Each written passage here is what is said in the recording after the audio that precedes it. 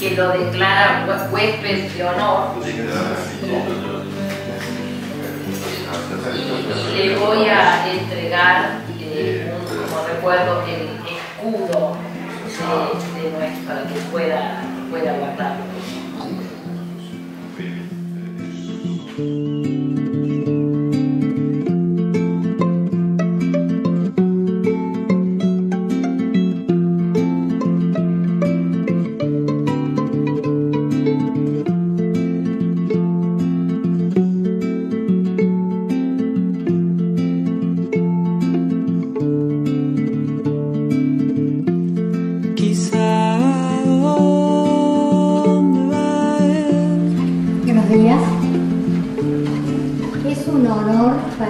Presentar al doctor Hughes Micheron en esta casa de altos estudios.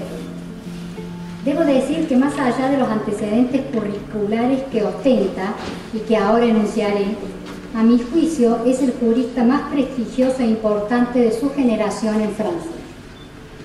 El profesor Fouchillon es profesor agregado de la Facultad de la Universidad Jean Moulin, Lyon 3. Entre 2007 y 2012 fue presidente de esta universidad y actualmente tiene el título de presidente honorario, presidente rector.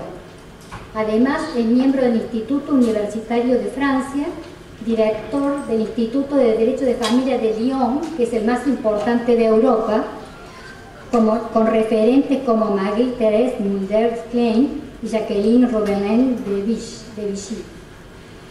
Es doctor en Derecho, con una agregación en Derecho Privado y Ciencias Penales. Además, es magíster en Letras Clásicas y profesor en esta disciplina.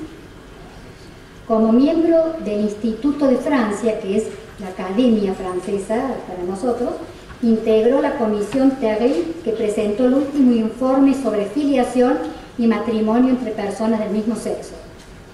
Ha sido profesor invitado en las universidades de Quebec, San Pablo, Viena y Luxemburgo, dando cursos en la Corte de Justicia de este último país. Es autor de un gran número de libros e innumerables trabajos científicos sobre el derecho de familia, así como de sus vínculos con los derechos humanos, el derecho internacional privado y el derecho europeo, destacándose su coautoría con Philippe Maloury del Tratado de Derecho de Familia, nada menos. Participó en la comisión redactora del informe del Ministerio de Justicia sobre filiación y también en el comité redactor de la reforma francesa sobre responsabilidad parental. Es miembro de varias sociedades científicas y se desempeña como vicepresidente de la Asociación Internacional de Derecho de Familia. Es miembro titular de la Academia Internacional de Derecho Comparado y miembro del Comité de Francia de Derecho Internacional Privado. Participó como especialista en comisiones ministeriales y audiencias parlamentarias. También fue miembro del Consejo de diversas revistas jurídicas. Organizó numerosos coloquios y congresos internacionales, tanto en Francia como en el extranjero, en cooperación con universidades de Bélgica, Brasil, Canadá y Argentina. Agregamos que la conferencia internacional que va a brindar ahora, Progenitora Fin, Prospectivas y Perspectivas en el Derecho Francés, cuenta con la adhesión y beneplácito de la legislatura de la provincia de Córdoba, declarada mediante la ley número D 16727 del 2015. Le damos entonces la bienvenida a nuestra Facultad de Derecho con profundo agradecimiento, pues el profesor aquilata su extraordinaria generosidad transmitiéndonos sus conocimientos y pareceres ad honorem. Generosidad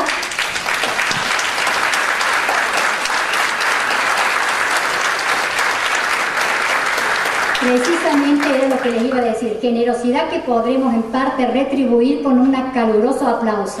Muchas gracias.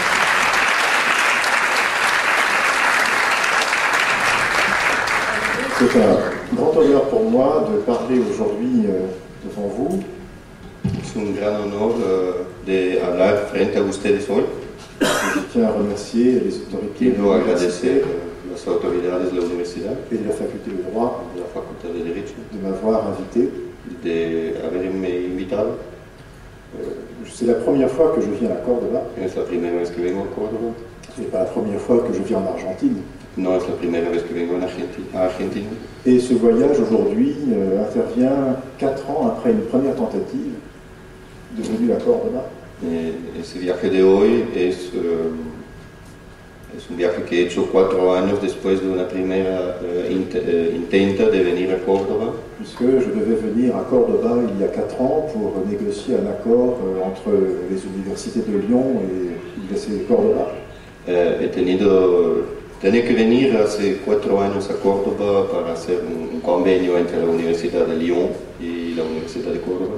Avec notamment l'idée d'inviter des étudiants à venir en France, à Lyon, et d'envoyer des étudiants français à Córdoba. Con la idea de hacer un intercambio de estudiantes entre Lyon y Córdoba. Et malheureusement, un volcan chilien est entré en éruption à l'époque. Entonces, por culpa de un volcán en Chile, no pudo venir hace 4 años a Córdoba. Donc, s'accomplit enfin ce vieux projet. Por fin se cumplió ese viejo proyecto. Donc, je suis encore plus heureux de me trouver ici aujourd'hui et de vous parler donc d'un thème d'actualité, puisque les débats en France sur le thème que je vais aborder sont importants. Et ils sont aussi importants ici avec l'entrée en vigueur de votre nouveau code civil dans quelques semaines. Y estoy tanto más contento de estar acá hoy, hablarles de un proyecto que se está gestionando en Francia sobre el progenitor afín, y se entiende que el nuevo Código Civil en Argentina va entrando en vigor el 1er de agosto. Donc le thème que je vais traiter aujourd'hui concerne le beau-parent, donc quelques réflexions sur la nécessité des lois, des réformes en matière familiale.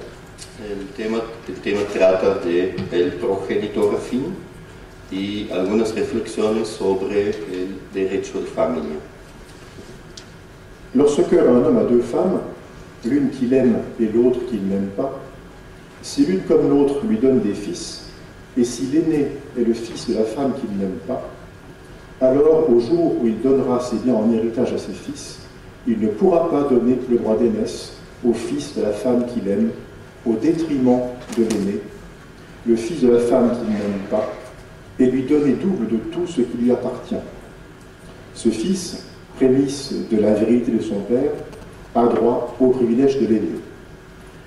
Cette citation du Deutéronome montre que de tout temps, de la polygamie au remariage ou au concubinage, du temps de Moïse à nos jours, la question des familles, que l'on désigne aujourd'hui en français par l'expression maladroite mais bien utile, de familles recomposées, s'est posée aux sociétés humaines. Si un hombre tiene 2 mujeres, una amada y otra aborrecida, y tanto la una como la otra le han dado hijos, y si el primogénito es hijo de la aborrecida, el día que reparte sus bienes entre sus hijos, no podrá él hacer primogénito al hijo de la amada, en detrimento del hijo de la aborrecida, dándole una porción doble de todo lo que tiene. Al hijo, que es el principio de la virilidad del padre, pertenece el derecho de primogenitura. Esta cita del Deuteronomio demuestra que en todas las épocas de la poligamia, a las segundas nupcias o al concubinato, de la época de Moisés a la actualidad, la cuestión de las familias, que designamos hoy en francés con el término torpe, aunque bien útil, de familias ensambladas, como se dice en Argentina, en Francia se dice familias recompuestas, se impone en todas las sociedades humanas. De plus en plus d'enfants partagent de nos jours une partie de leur vie avec des personnes qui les ont pris en charge et ont participé à leur éducation. Ce que, faute de mieux, là encore, on nomme en français les beaux-parents, c'est-à-dire l'homme ou la femme avec qui le père ou la mère de l'enfant a reconstruit son couple après séparation, en mariage ou hors mariage. Le terme de beaux-parents étant d'ailleurs un terme très ambigu En France, il signifie, alors je laisserai le traducteur l'expliquer, beau parent, ce qui est un euphémisme pour ne plus utiliser le terme technique, trop péjoratif, trop chargé de mauvais souvenirs, qui étaient les termes de parâtre et de marâtre. Una creciente cantidad de jóvenes comparte actualmente una parte de su vida con personas que asumieron cuidarlos y que participaron en su educación. Personas que, a falta de mejor término otra vez, nombramos en francés los progenitores afines, no en francés pero en español. En francés se llama beau-parent, es decir, un hombre o una mujer con el cual el padre o la madre del joven ha reconstruido la convivencia luego de una separación desde el matrimonio o fuera del matrimonio.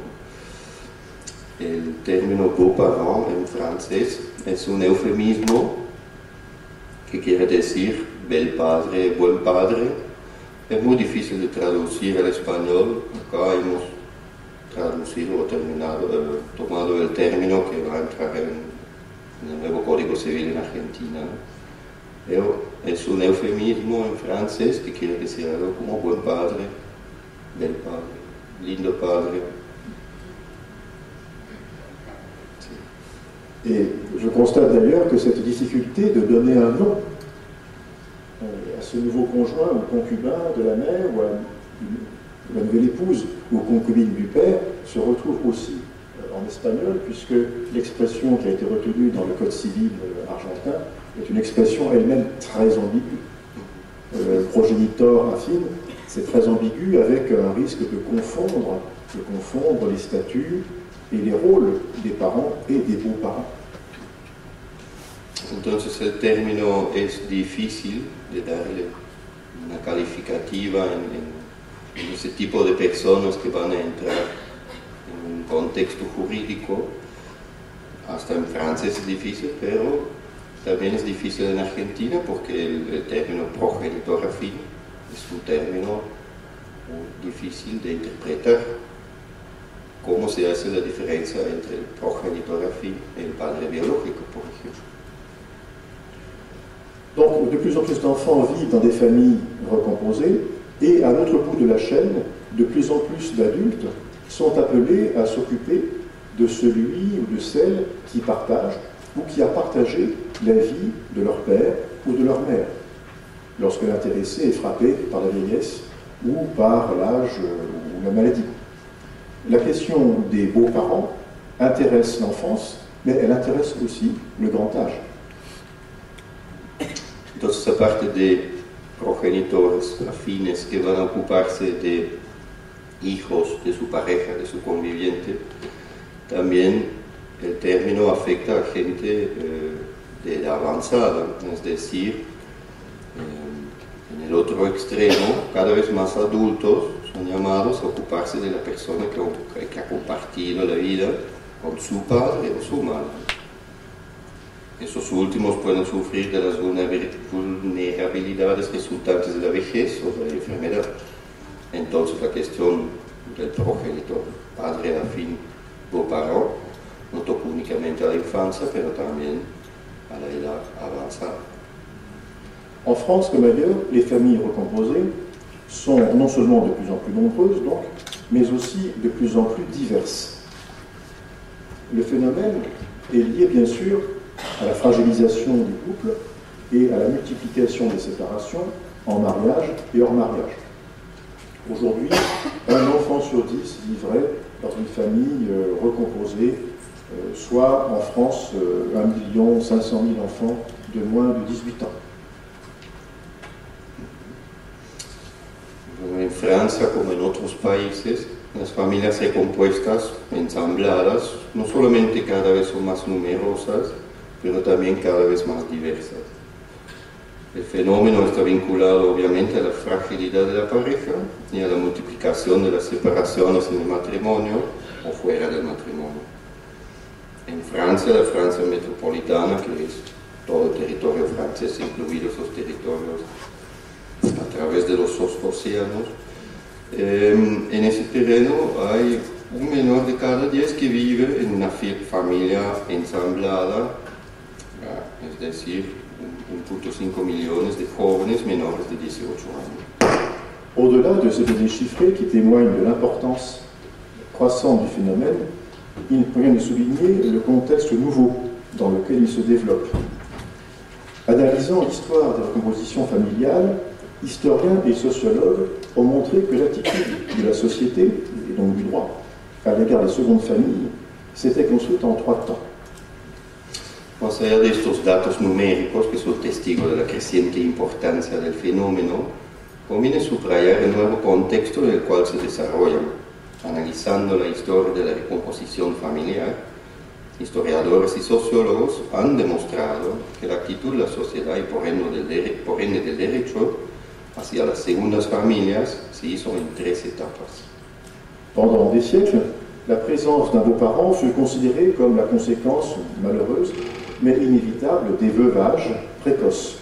Il fallait remplacer, et souvent très vite, l'époux ou l'épouse disparu par un substitut capable de remplir les tâches propres au défunt.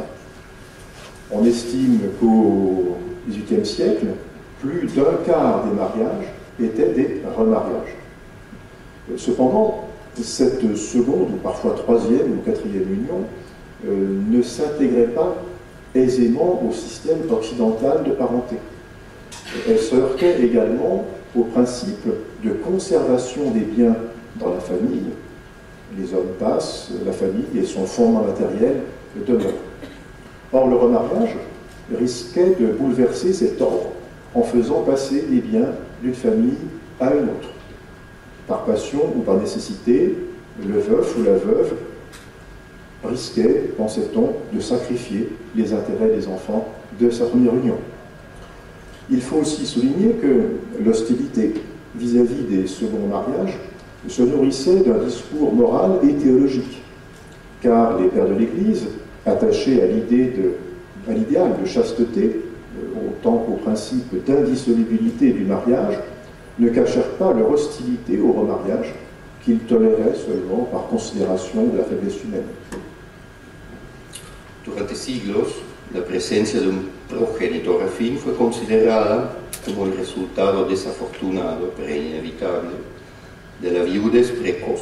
Había que reemplazar, y a veces muy apuradamente, el esposo o la esposa fallecido por un sustituto capaz de cumplir las tareas específicas del difunto.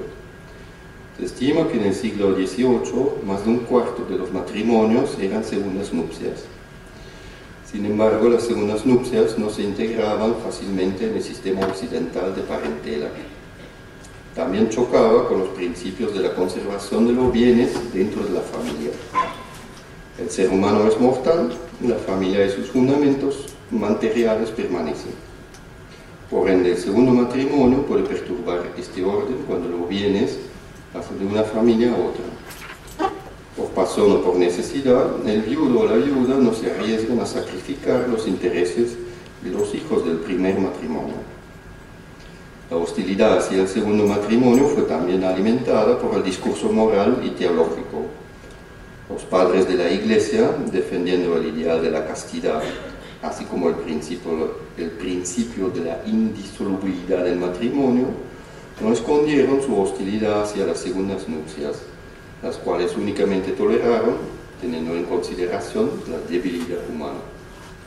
La triste jeunesse des enfants victimes de leur parâtre ou de leur marâtre, les menaces portées contre leur familial patrimonial, les réticences de l'Église, tout concourait donc à alimenter l'hostilité à l'égard des familles recomposées. Donc, de Cendrillon à David Copperfield, de Blanche-Neige aux Malades imaginaires de Molière, les contes populaires, les romans, le théâtre français, mais je pense aussi espagnol, sont pleins de ces enfants orphelins de père ou de mère, dépouillés par leur marâtre ou leur parâtre, relégués au rang de servantes ou envoyés au loin dans quelques collèges ou quelques couvents. Et comme je l'ai dit tout à l'heure, le terme même de parâtre et de marâtre est devenu si négatif qu'ils ont été remplacés peu à peu par antiphrase en quelque sorte par les termes de beaux-parents et de belle-mère. En droit, cette méfiance à l'égard des secondes noces se traduisit non seulement par l'exclusion des beaux-parents, mais encore par un ensemble de règles tendant à protéger le patrimoine des enfants issus du premier lit. La triste juventud de los niños víctimas de su padrastro o padrastra, las amenazas hacia los elementos patrimoniales de la familia, las reticencias de la Iglesia, todo contribuye a alimentar la hostilidad hacia las familias recompuestas, ensambladas. De Cenicienta de David Copperfield o de Blancanieves al enfermo imaginario de Molière, los cuentos populares, las novelas y las piezas de teatro, no únicamente francesas, pero también en otras partes del mundo, son pobladas por estos huérfanos por parte del padre o la madre, despojados por su padrastro o madrastra, reducidos al rango de sirviente o mandados a un colegio o convento lejano. El término padrastro o madrastra recibió connotaciones tan negativas que fue reemplazado por los términos padre político o madre política. En el derecho, la desconfianza hacia las segundas nupcias se traducía no solamente excluyendo a los progenitores afines, sino también en un conjunto de reglas para la protección del patrimonio de los hijos del primer matrimonio. La sécularisation du mariage, l'accroissement de l'espérance de vie, l'autorisation du divorce pour faute ouvrirent peu à peu une seconde phase. À partir du dernier quart du XIXe et au cours du XXe siècle, les secondes unions après veuvage devinrent progressivement plus rares, cependant que les remariages après divorce demeuraient statistiquement marginaux. La perception de la famille recomposée se transforma. Selon certains auteurs, le tournant serait intervenu dans les années 50 avec la montée du nombre de divorces. À une époque où triomphe le modèle de la famille nucléaire, le remariage acquit une nouvelle légitimité, celle d'intégrer les victimes d'une faillite conjugale dans la normalité sociale et de prouver leur capacité à dépasser la crise liée au divorce. Dans ce contexte, la seconde famille est vue comme celle qui efface la première, qui a échoué, et qui peut devenir la vraie famille des enfants du premier lit. On refait alors sa famille comme on refait sa vie, en repartant à zéro, quitte à effacer l'autre parent, que les règles de l'autorité parentale tendent d'ailleurs à marginaliser au nom de l'intérêt de l'enfant et de sa stabilité après divorce, et à traiter le beau-parent comme un parent, en favorisant par exemple l'adoption de l'enfant du conjoint. La secularización del matrimonio, el aumento de la esperanza de vida y la autorización del divorcio por culpa introdujeron lentamente una segunda fase. A partir del último cuarto del siglo XIX y durante el siglo XX, las segundas nupcias, después de la viudez, se hicieron cada vez más escasas, mientras que los segundos matrimonios después del divorcio eran estadísticamente muy poco frecuentes. La percepción de la familia ensamblada se transformaba. Según algunos autores, el cambio intervino en la década de los 50 del siglo XX con el aumento de la cantidad de divorcios. En una época, cuando triunfa el modelo de la familia nuclear, el segundo matrimonio adquiere una nueva legitimidad. La de reintegrar a las víctimas de las crisis conyugales en una normalidad social y la de comprobar la capacidad de superar las crisis vinculadas estrechamente con el divorcio. La segunda familia se ve como la que puede borrar los errores cometidos en la anterior y la que puede transformarse en una verdadera familia para los hijos de la primera unión.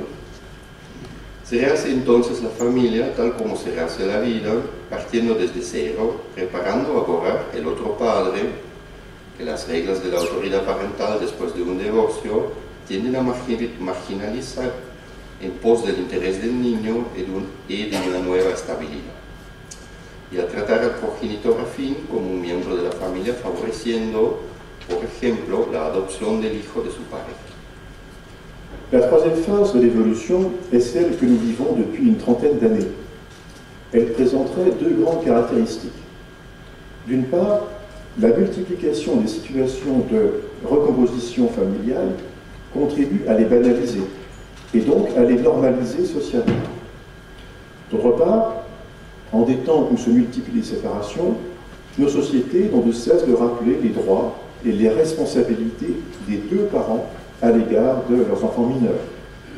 On est parent pour toujours, le couple parental doit survivre au couple conjugal, l'intérêt de l'enfant est d'être élevé par ses deux parents, quel que soit le devenir du couple. Tels sont les principes, certains diront les slogans, sur lesquels se construit le droit contemporain de la famille. S'impose en droit le principe de coparentalité. Par conséquent, la question de la place des beaux-parents change de nature. Il n'est plus question de travailler dans une logique de substitution ou d'exclusion, mais de s'interroger sur la spécificité du rôle du beau-parent, qui n'est pas un parent, même s'il peut être appelé à remplir une fonction parentale, in loco parentis. Pour reprendre la formule d'un sociologue de la famille, la question de la place du beau-parent doit être pensée non pas en termes généalogiques, mais en termes générationnels, dans une logique de complémentarité. La tercera fase de la evolución es la que vivimos desde hace unos 30 años. Presenta dos grandes características. Por una parte, la multiplicación de formas de recomposición familiar contribuye a trivializar.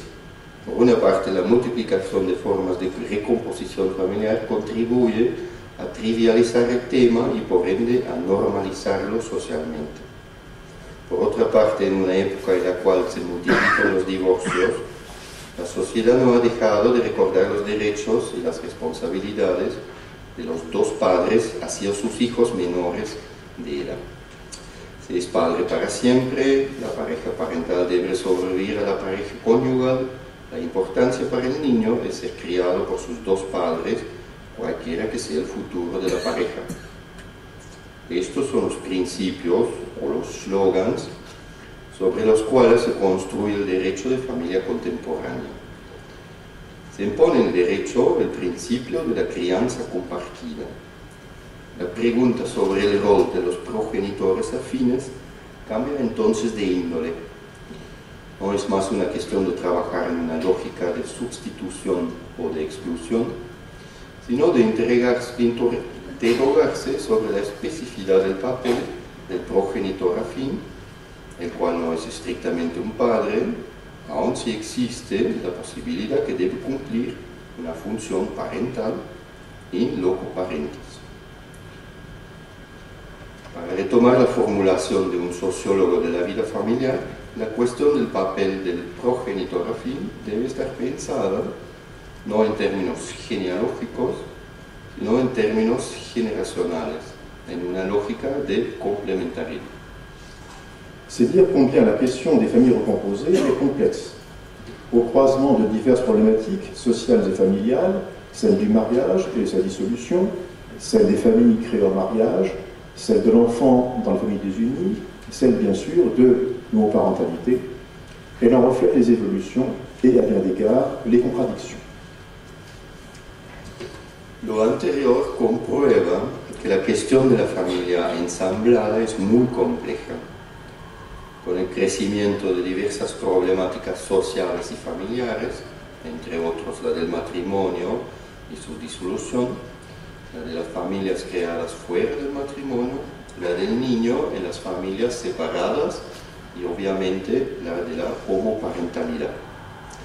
La cuestión refleja la evolución y en muchos aspectos las contradicciones.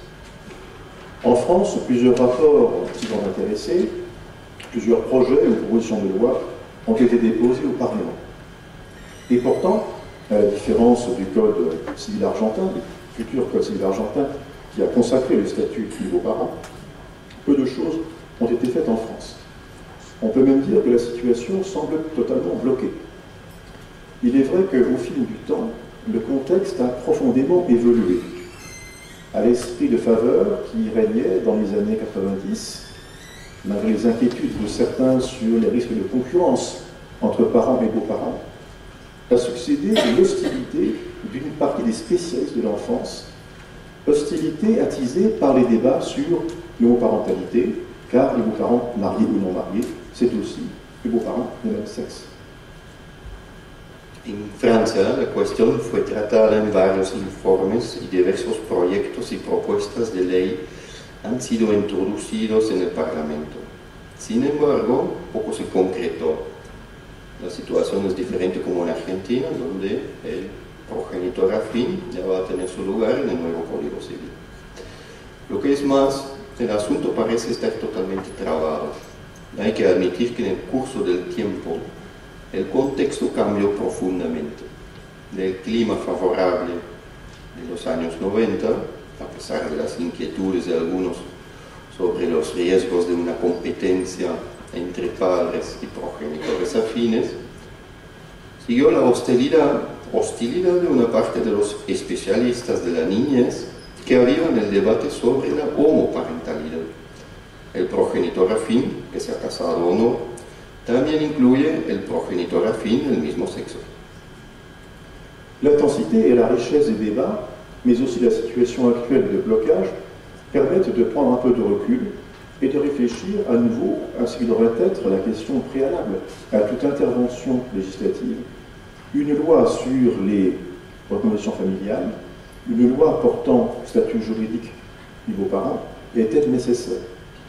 De fait, la seule existence de familles recomposées ne rend pas forcément nécessaire le encadrement par des règles de droit.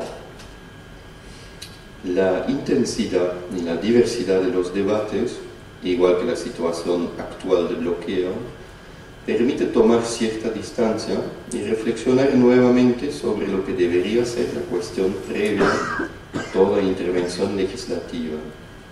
Las preguntas son: ¿es necesaria una ley sobre la recomposición familiar? ¿Es necesaria una ley para un estatuto jurídico del progenitor afín?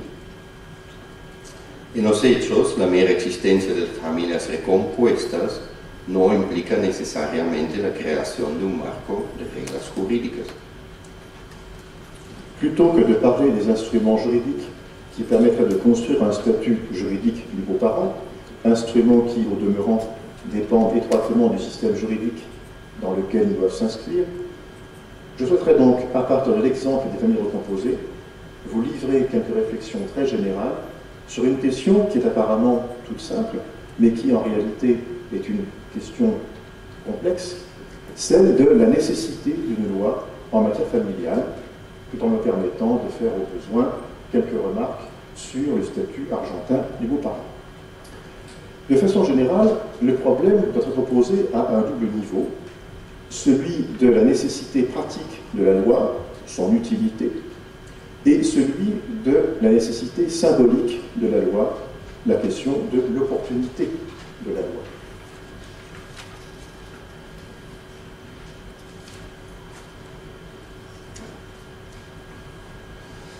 En lugar de hablar de los instrumentos jurídicos que permitirán la construcción de un estatuto jurídico para el progenitor afín, instrumentos que por lo demás dependen estrechamente del sistema jurídico en el cual se deben inscribir, desearía, a partir del ejemplo de las familias recompuestas, ensambladas, proponerles algunas reflexiones muy generales sobre una cuestión que es aparentemente muy sencilla, pero que en realidad es de una complejidad temible, la de la necesidad de una ley en materia familiar, y en conjunto hacer algunas reflexiones sobre el concepto del progenitor afín en la nueva ley argentina.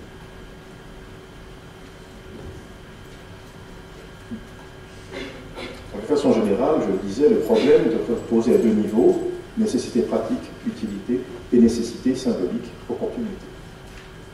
De manera general, el problema debe abordarse desde dos ángulos: desde la necesidad de la practicidad de la ley, la utilidad, y desde la necesidad simbólica de la ley, es decir, la oportunidad de la ley. Donc quelques mots pour commencer sur la nécessité pratique, l'utilité de la loi. La question est la suivante: un statut du beau-parent correspond-il en pratique à un besoin? La réponse à cette question dépend évidemment du système juridique, mais aussi du contexte social dans lequel elle se pose. De façon générale, on peut dire que dans le cas du beau-parent, le problème se situe à trois niveaux: l'éducation, la transmission et la solidarité.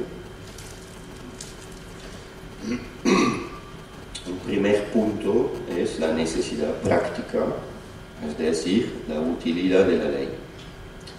La pregunta es, ¿un estatuto legal para un progenitor afín responde en la práctica a una necesidad? La respuesta a esa pregunta depende evidentemente del sistema jurídico y también del contexto social en el cual se la hace.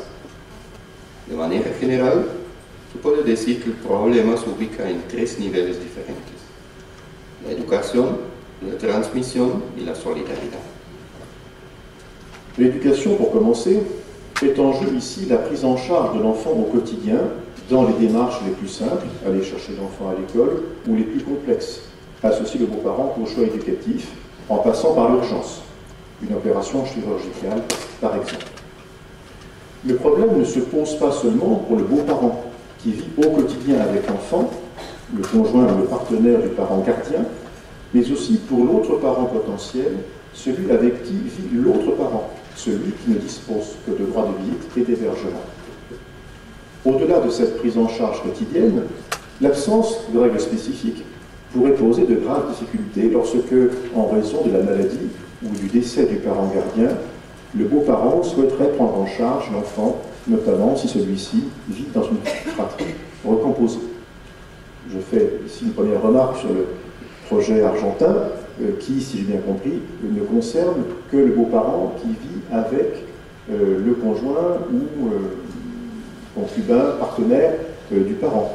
Pourquoi n'a-t-on pas imaginé aussi de créer un statut pour l'autre beau-parent, celui qui est amené parfois à prendre en charge l'enfant dans le cas d'un droit d'hébergement et qui aussi peut être amené à prendre des décisions d'urgence ou des décisions dans le quotidien.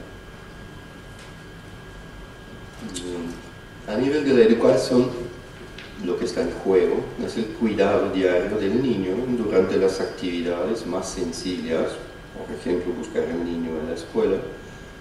Las más complejas, por ejemplo, implicar al progenitor afín en las elecciones educativas e inclusive las situaciones de urgencia, por ejemplo, una intervención quirúrgica. El problema no se presenta únicamente para el progenitor afín que comparte la vida diariamente con el niño, es decir, la pareja o el cónyuge, el padre titular de la custodia, pero también para ese otro progenitor afín, es decir, convive con el otro padre biológico del niño, el cual solo dispone de los derechos de visita y alojamiento. En ausencia de reglas claras y específicas, se pueden presentar problemas en caso de enfermedad o fallecimiento del padre titular de la custodia. Si el progenitor afín desea en esta situación hacerse cargo del niño, sobre todo si este último vive en una familia ensamblada. La remarca sobre la ley argentina es: está contemplado acá, o debería contemplarse, que el progenitor afín es uno solo. El único progenitor afín es el que convive con la madre o el padre biológico del niño, pues también el otro padre o madre biológica que tiene otra pareja o que está conviviendo.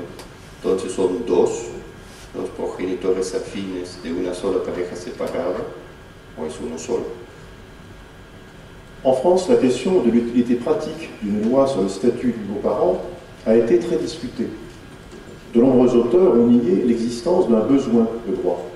Selon eux, le système juridique français posséderait déjà les instruments nécessaires pour traiter les problèmes. Surtout en pratique, ces problèmes ne se poseraient pas. En témoignerait notamment la rareté du contentieux en la matière. La première affirmation, le besoin, est fausse. Le droit français ne dispose que de règles partielles et inadaptées pour les beaux-parents et plus généralement pour les tiers. Car le problème se pose aussi, au-delà des beaux-parents, pour les tiers amenés à prendre en charge les enfants. À la première difficulté, le beau-parent sera renvoyé au néant de son statut. Telle est la conséquence du dogme selon lequel l'autorité parentale appartient au père et mère et à eux seuls. Ce qui là aussi n'amènera tout à l'heure à faire une réflexion sur le statut argentin tel qu'il apparaît dans le Code civil. Le second argument mérite en revanche qu'on s'y arrête, le risque de contentieux. D'autant qu'il se double d'une crainte. En créant un statut, ne risque-t-on pas de susciter un nouveau contentieux, contentieux de revendication, contentieux de contestation? Et l'on sait qu'en cas de séparation familiale, tout peut devenir pathogène. Après tout, l'absence de pouvoir et de responsabilité permet de fixer les choses, seuls comptent les pères et mères de l'enfant. En Francia, la utilidad práctica de una ley sobre el estatuto del progenitor afín ha sido muy debatida. Numerosos autores han negado la necesidad para un marco legal. Según ellos, el sistema jurídico francés ya incluye todos los instrumentos necesarios para tratar estas cuestiones. Además, dicen que en la práctica estos problemas no se presentarán, ya que así lo demuestra la extrema rareza de litigios en estos asuntos. La primera afirmación es falsa. El derecho francés dispone únicamente de reglas parciales e inadaptadas que pueden aplicarse a los progenitores afines y más en general a cada persona llamada a hacerse cargo del niño. Eso pueden ser terceros como los abuelos, personas de confianza, etc.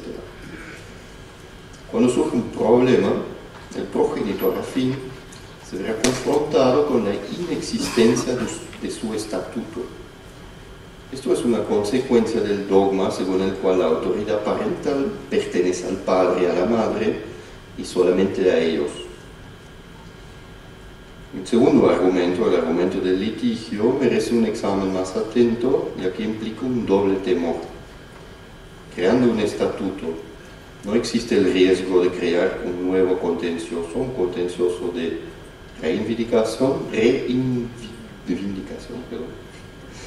un contencioso de impugnación.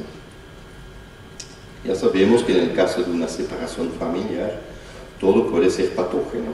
Después de todo, la ausencia de poder y de responsabilidad permite fijar las cosas. Únicamente serán tomados en cuenta los padres del niño.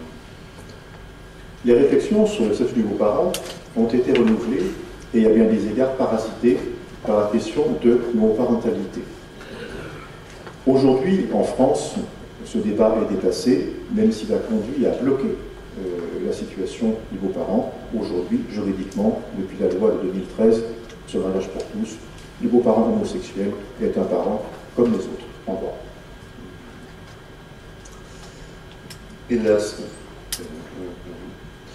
Las reflexiones sobre el estatuto para el progenitor afín han sido renovadas y en muchos aspectos obstaculizadas por la cuestión de la homoparentalidad.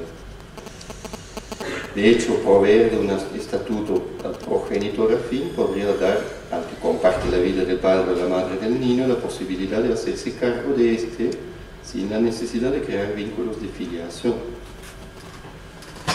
Pero algunos aconsejan reconocer la homoparentalidad para evitar tener que consagrar la homopaternidad. Los adversarios de la familia homosexual combaten con fuerza para frustrar el proyecto de reforma del progenitor afín. Según ellos, hoy se crea la parentalidad y mañana la paternidad. Sabemos lo que sucedió. En ausencia de la parentalidad, se admitió la paternidad en Francia cuando se creó la posibilidad en el 2013 de adopción a las parejas homosexuales unidos en matrimonio, y eso fue hecho en el marco de la ley sobre el matrimonio para todos. La seconde dimension d'un éventuel statut de beaux-parents est celle de la transmission. La question est d'autant plus intéressante qu'elle implique un renversement total de perspective. Pendant des siècles, tout l'effort de la loi a tendu à protéger les enfants du premier lit, pour reprendre la terminologie juridique traditionnelle, contre la seconde famille. Il s'agissait d'éviter que les parents remariés ne sacrifiassent les intérêts de leurs enfants à ceux de son conjoint. C'est le théâtre de Molière, ou les intérêts des enfants issus du premier mariage au profit des enfants issus du second mariage. C'est le conte de Cendrillon, c'est Blanche-Neige, avec dans les contes et les romans la figure du beau-parent, voleur, voire tueur d'enfants. Plus généralement, il s'agissait d'éviter que des biens ne passent d'une famille à une autre.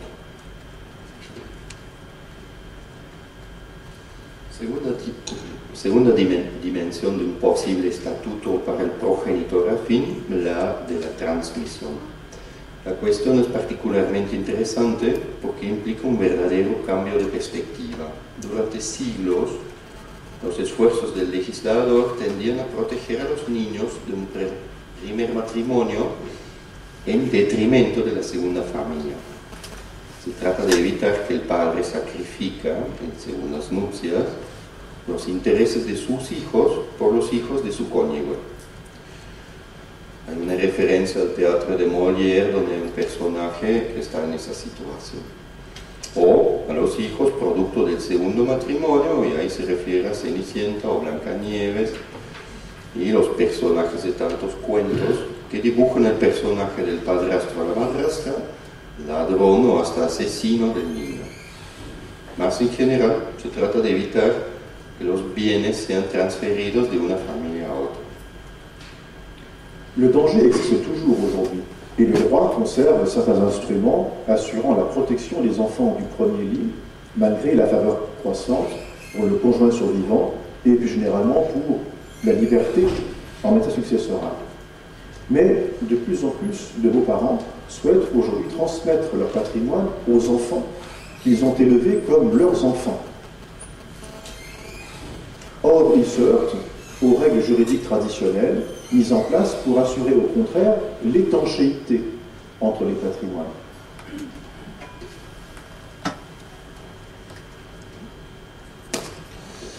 El peligro todavía existe, el derecho conserva ciertos instrumentos que aseguran la protección de los hijos del primer matrimonio, a pesar de que se favorece el cónyuge superstite y más en general a una autonomía de la voluntad en materia sucesoria. Cada vez más progenitores afines desean pasar su patrimonio en manos de sus hijos que han criado, de los hijos que han criado como sus propios hijos. De igual manera, mientras que los hijos han nacido de diferentes uniones, gran número de progenitores afines consultan a un escribano para saber cómo dividir en igualdad su patrimonio. Generalmente se choca con las viejas reglas jurídicas establecidas para asegurar, al contrario, la imperméabilidad entre los patrimonios de différentes familles.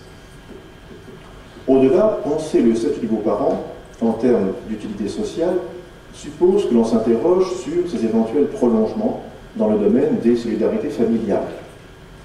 Solidarité des beaux-parents à l'égard des enfants mineurs, avec qui ils vivent. Faut-il créer une obligation alimentaire entre enfants et beaux-parents?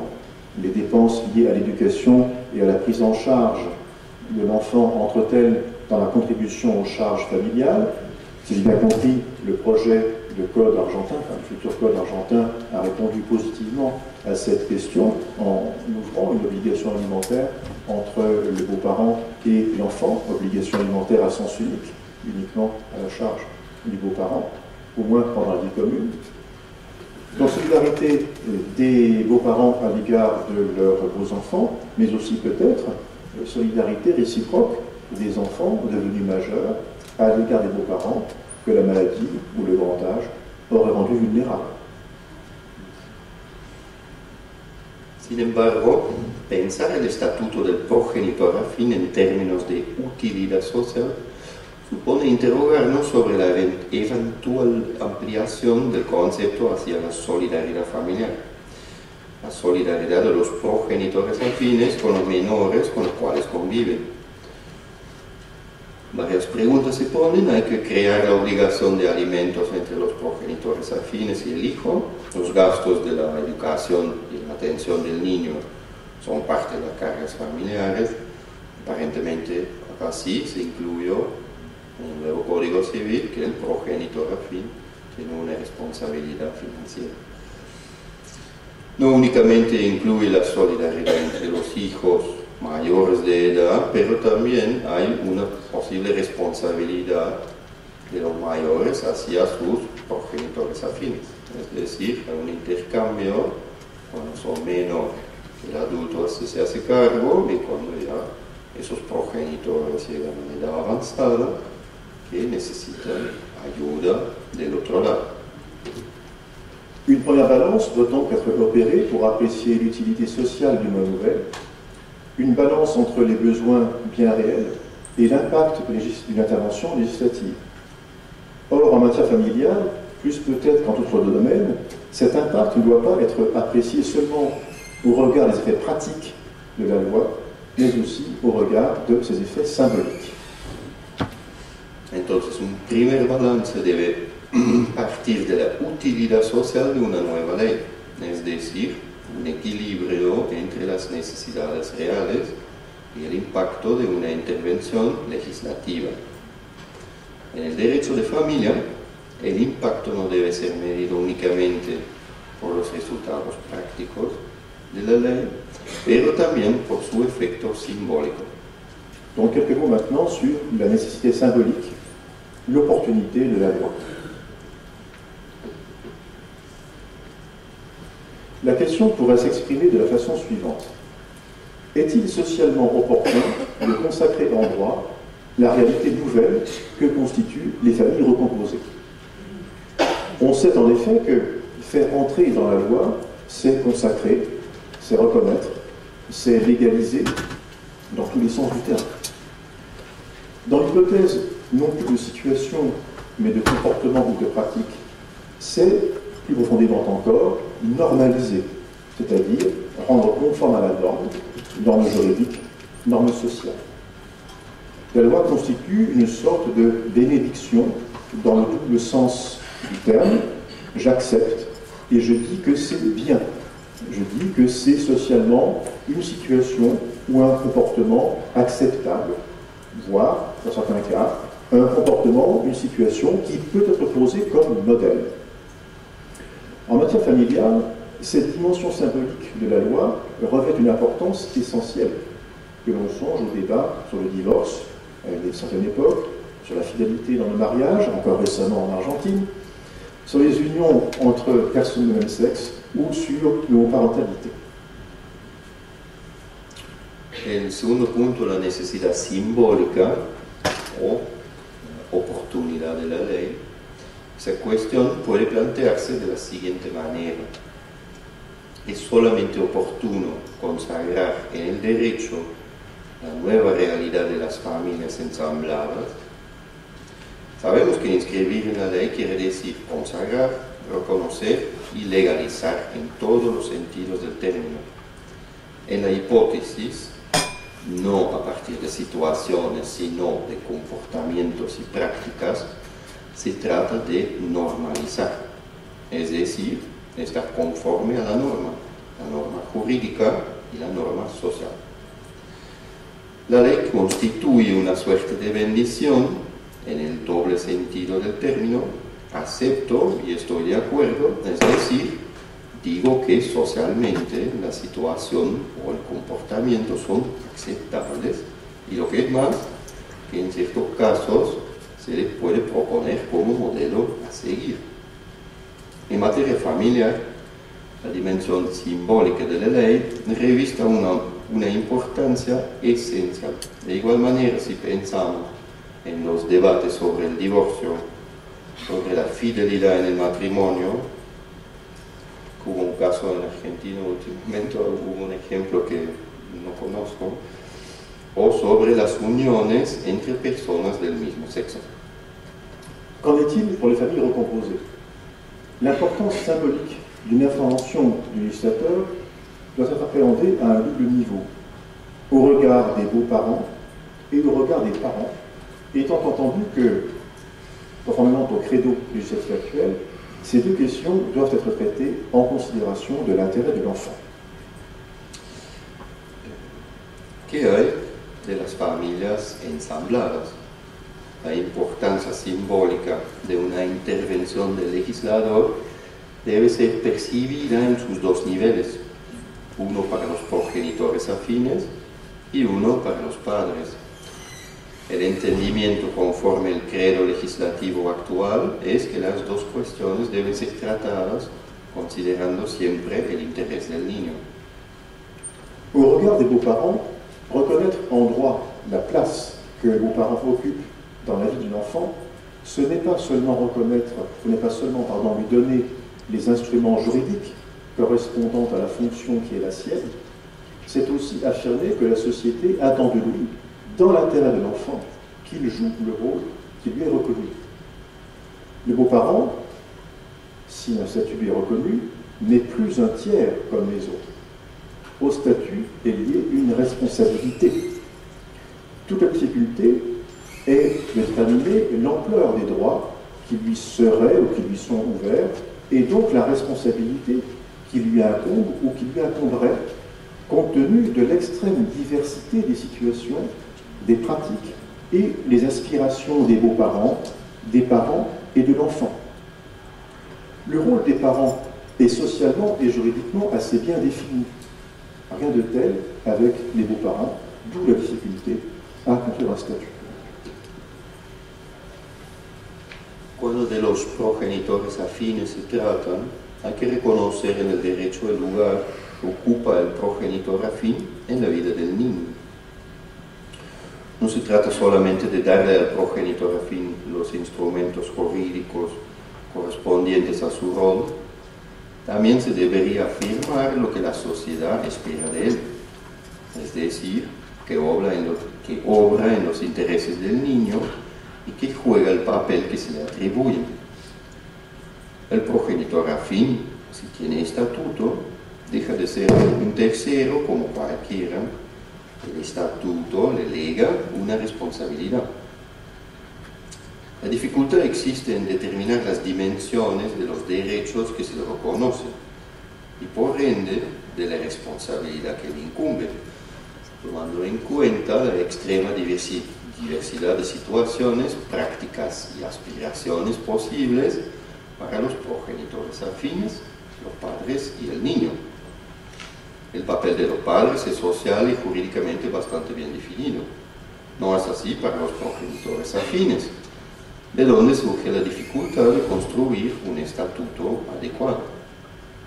Quel serait d'ailleurs le fondement de ce statut? On ne peut plus le fonder aujourd'hui sur le seul mariage, car une grande partie de la réalité lui échapperait.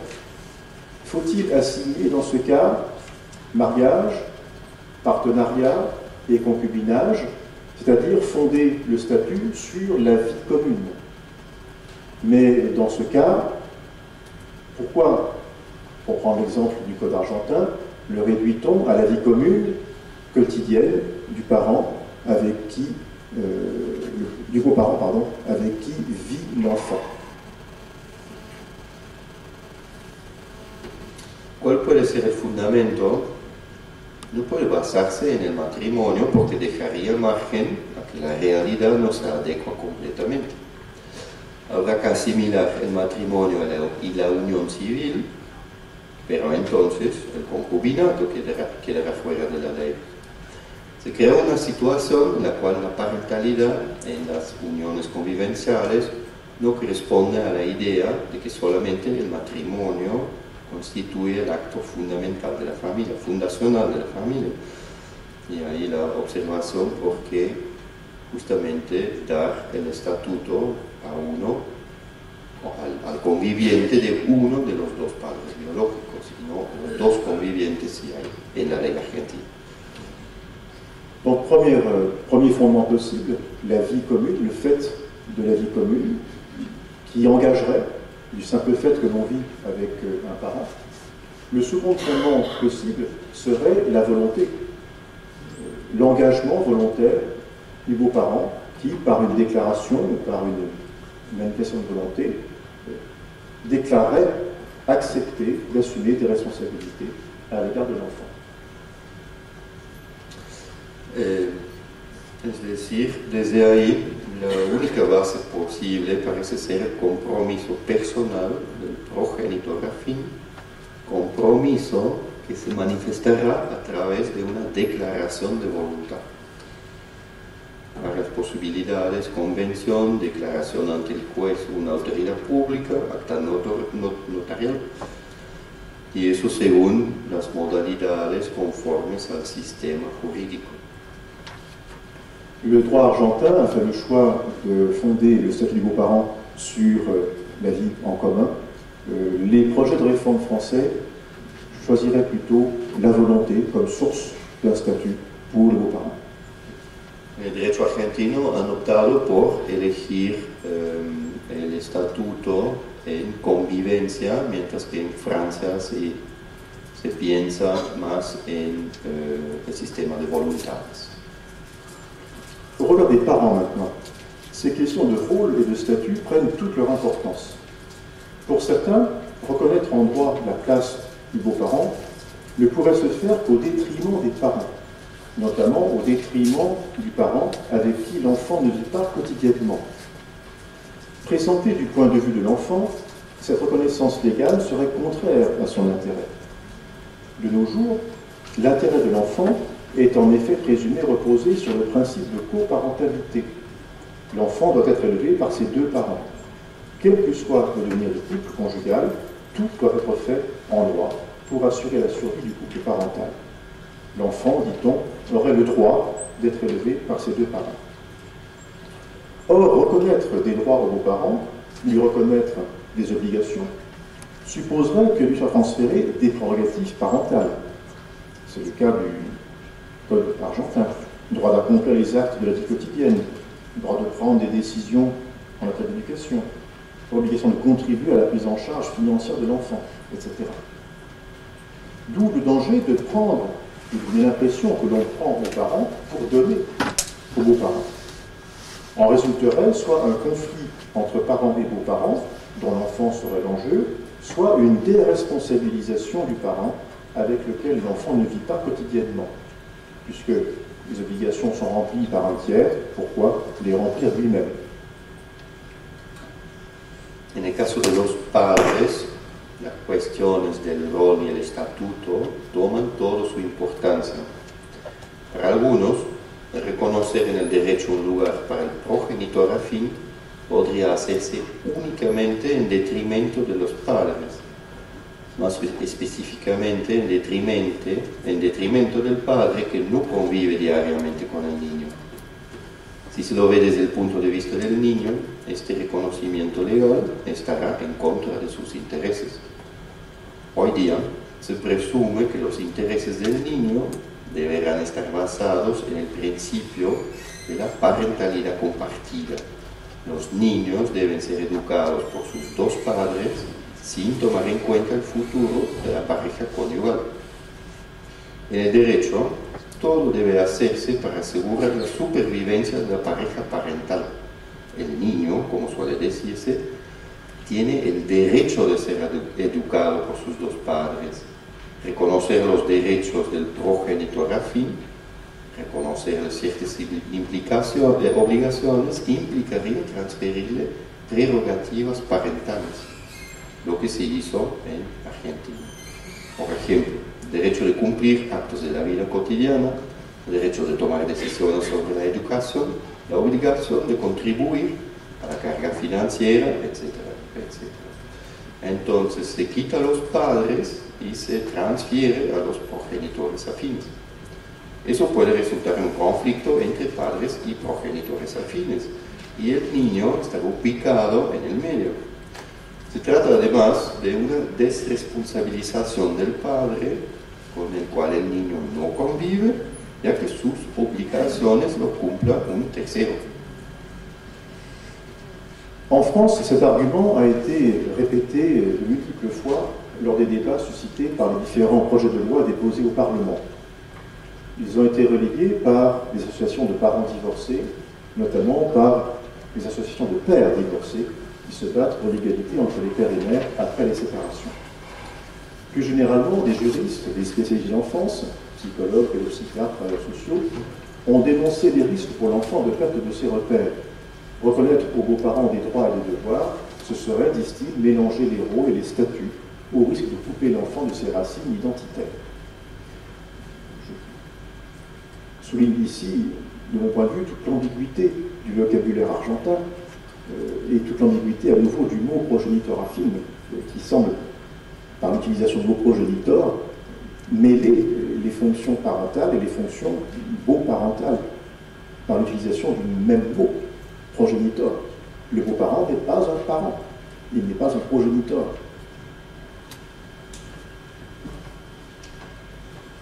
En Francia, el argumento ha sido reiterado hasta la saciedad durante los últimos debates a raíz de los diferentes proyectos de ley introducidos en el Parlamento.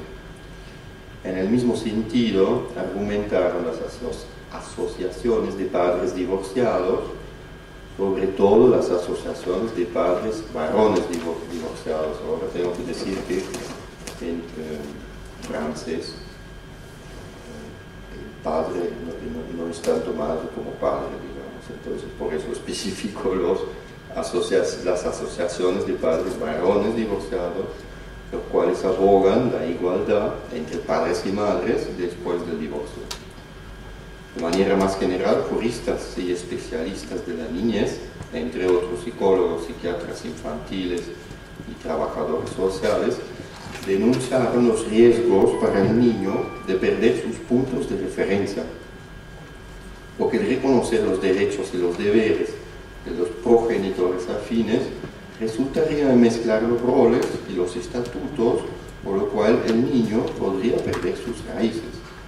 De ahí la observación sobre el doble sentido de la ley argentina, donde el progenitor se confunde ya por su término progenitor con el padre biológico, la madre biológica, ya que casi son la misma persona, ¿no? O se determina en la terminología acá de optar por algo que debe pertenecer a una sola persona, que es el padre o la madre biológica.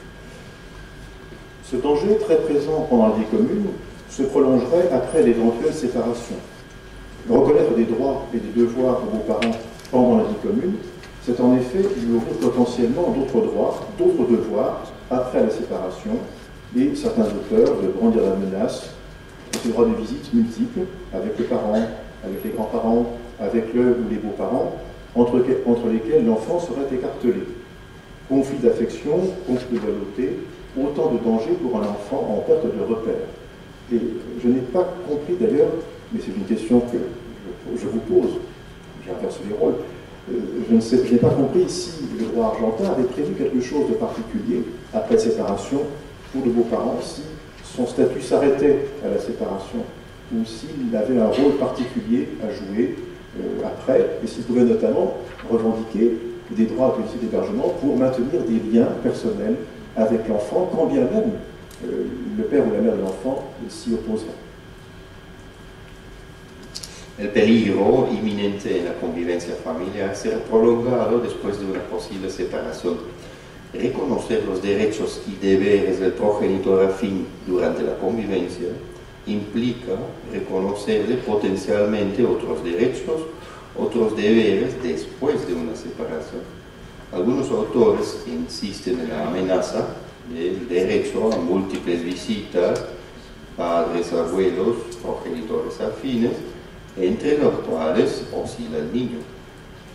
Se crean conflictos de afectos y conflictos de lealtad, peligros a los cuales el niño podría estar expuesto cuando tiene que lidiar con la pérdida de su marco de referencia.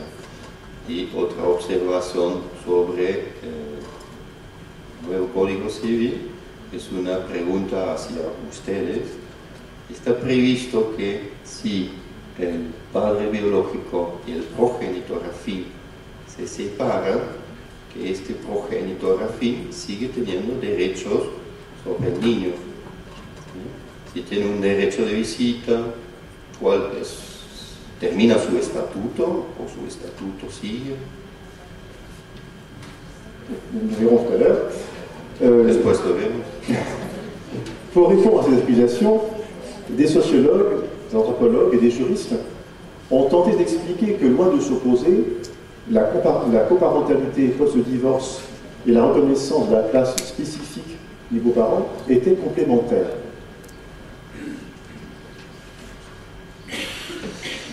Para responder a estas críticas, tanto sociólogos como antropólogos y juristas han intentado explicar, en vez de oponerse, que la parentalidad compartida después del divorcio y el reconocimiento del papel específico del progenitor afín son complementarias.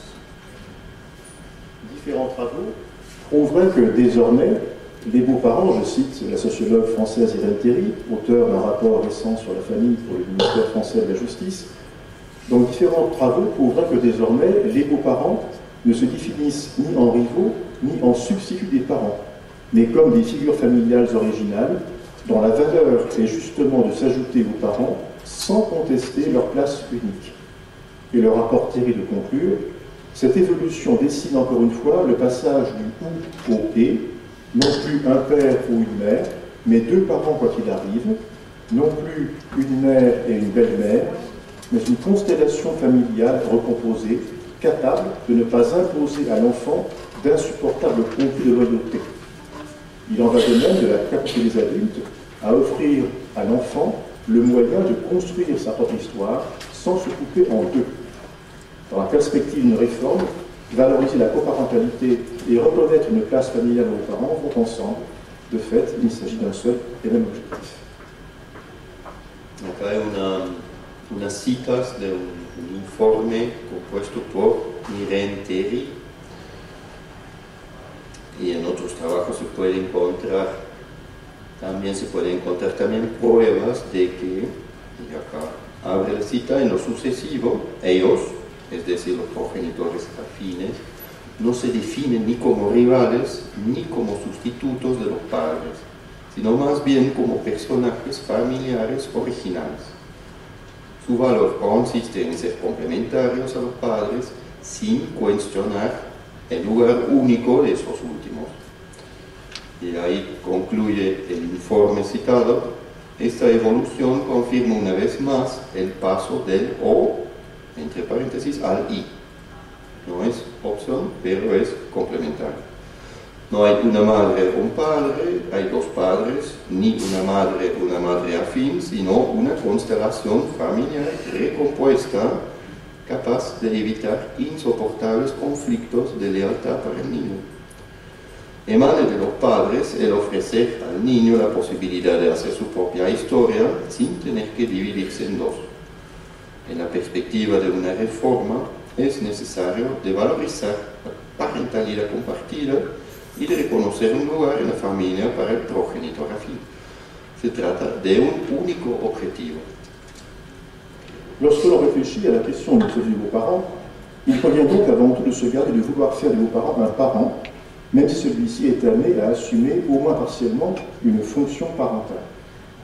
Le beau-parent occupe une place complémentaire dans la vie de l'enfant, place qui varie largement selon les personnes et selon les circonstances.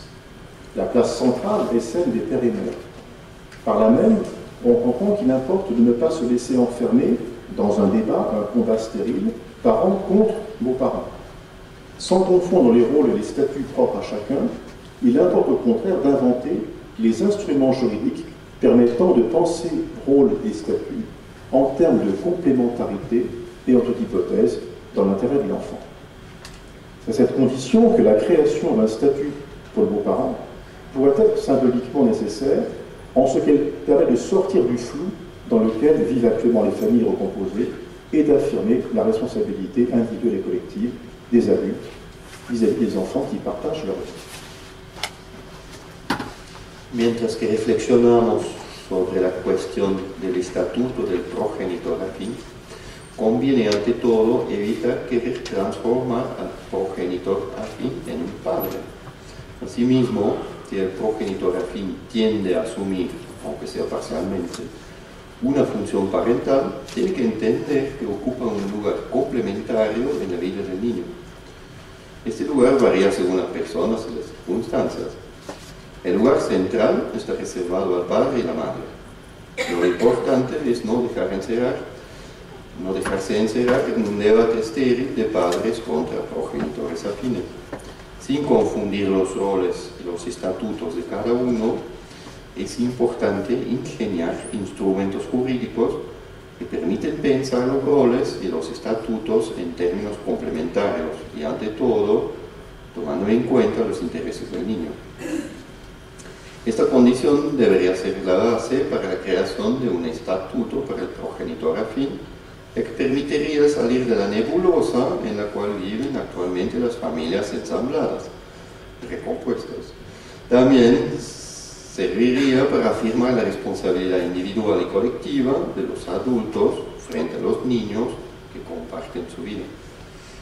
C'est donc à partir d'une appréciation d'ensemble de la nécessité d'une loi, nécessité pratique et nécessité symbolique, que devrait être prise la décision d'intervenir ou non en matière familiale en général et dans le cas du beau-parent en particulier. Position de sagesse, dira-t-on. Quant à savoir si le législateur argentin a été sage, je me garderai de répondre à la question. Es a partir de una valoración completa de la necesidad de una ley, necesidad práctica y simbólica, que se debería tomar la decisión de intervenir o no en materia familiar en general y en el caso de los progenitores afines en particular. Se debería tomar una posición desde la sabiduría, se diría. Entonces es posible de cuestionar la sabiduría del legislador argentino en el caso del progenitor. Je vous remercie.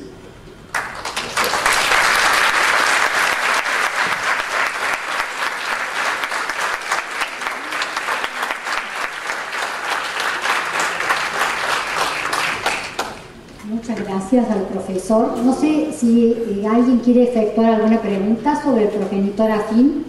Figura que aún no existe en Francia. Por eso, todas las dudas las podemos evacuar acá con el profesor que conoce mucho de este tema. Sí, ahí. ¿Le puede traducir, licenciado? Ah, bueno.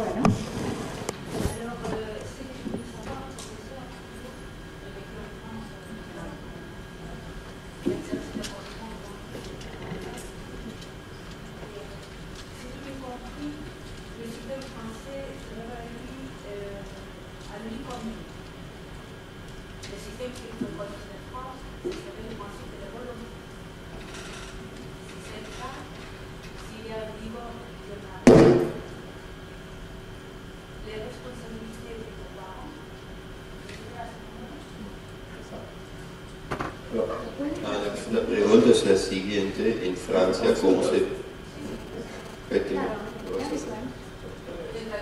Pero para el otro estaba empezando y ahora casi me olvidé la primera. Entonces en Francia, como se contempla una base de voluntad para el progenitor afín, en caso de separación, termina su estatuto. Eso es la pregunta. Termina el estatuto del progenitor afín, si la base es volontaria, cuando se separa. Alors, effectivement, les propositions françaises, notamment les propositions du rapport récent rendu par Irène Théry, s'orientent plutôt vers un statut sur une base volontaire. Donc une déclaration commune du beau-parent et du parent pendant la vie commune. Ce qui veut dire qu'après la fin de la vie commune, en principe, le beau-parent, juridiquement, n'a plus de responsabilité à l'égard de l'enfant. Pourquoi fonder le statut du beau-parent sur la volonté plutôt que sur la vie commune?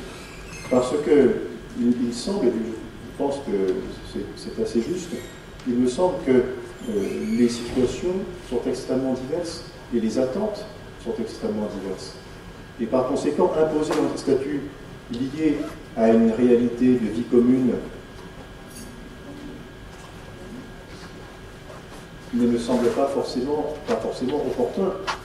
Lorsque l'on vit ensemble, le mariage est différent peut-être, mais sinon lorsque l'on vit ensemble, on vit ensemble. on ne s'engage pas à l'égard des enfants de l'autre. Claro, en Francia, las proposiciones que se han hecho en el Parlamento y por el informe de Irene van hacia la dirección de la voluntad. Entonces, porque es una declaración, se trata de una declaración entre dos adultos que hacen esta declaración, y cuando se separan, entonces, ¿por qué tomar como base la convivencia si se puede, lógicamente, fácilmente hacer, ¿no? Sí, pero no que la base no sea la convivencia, pero que la base sea la voluntad. L'idée, c'est donc que je peux comprendre que l'on construit un statut sur le mariage. Parce que le mariage, c'est effectivement un acte d'engagement à l'égard de son conjoint et à l'égard de la famille que l'on fonde. Ce que j'arrive pas à comprendre, c'est comment on peut fonder, comme c'est le cas dans le code civil argentin, comment on peut fonder un statut sur le simple fait de vivre ensemble. Comment on peut fonder un engagement à l'égard des enfants de l'autre sur le simple fait de vivre avec un parent. Eso es lógica en sí que el matrimonio genera un estatuto porque hay un compromiso en el medio, pero es difícil de entender que en el caso argentino la mera convivencia sea una causa para la creación de este estatuto. ¿Alguna otra pregunta? Sí, ¿me escuchas, verdad? Sí, sí. Bien. En Francia, ¿se lo escucha al niño, al menor, al adolescente, acerca de la convivencia con este progenitor aquí?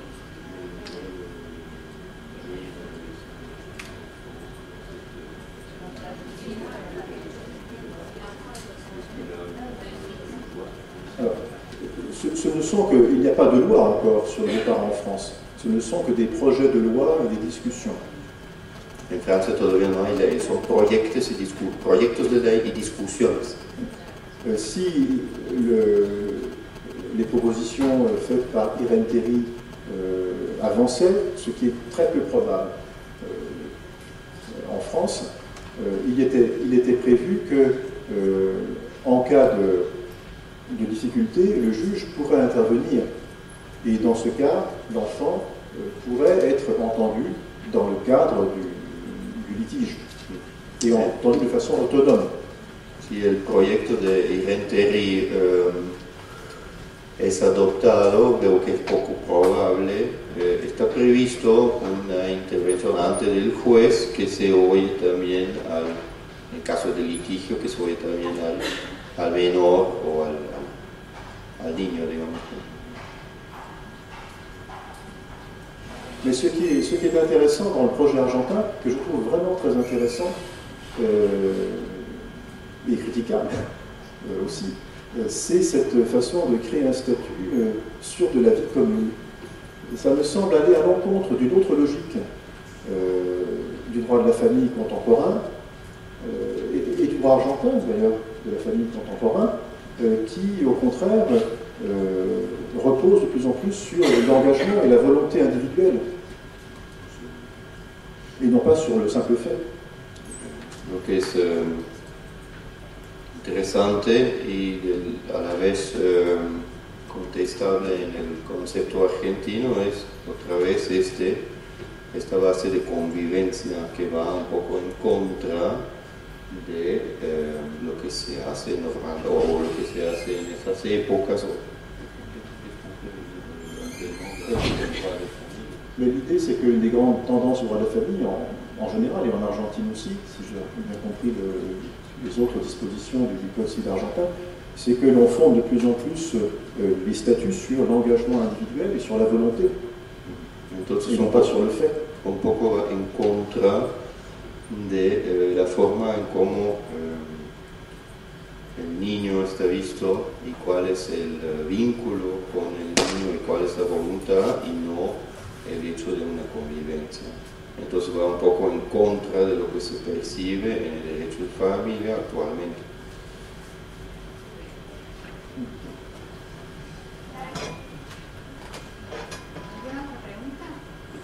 agradecemos nuevamente. Sí. Sí. ¿Quién quiere preguntar? Sí, pregunten. ¿Una pregunta? Bueno. Entonces, finalmente haremos entrega al profesor Foucheron de la declaración que acredita la adhesión y beneplácito de la legislatura de la provincia de Córdoba para esta conferencia internacional. Entregan los abogados José Luis Baez, adscrito a la cátedra A, y la abogada María Lorena Chávez.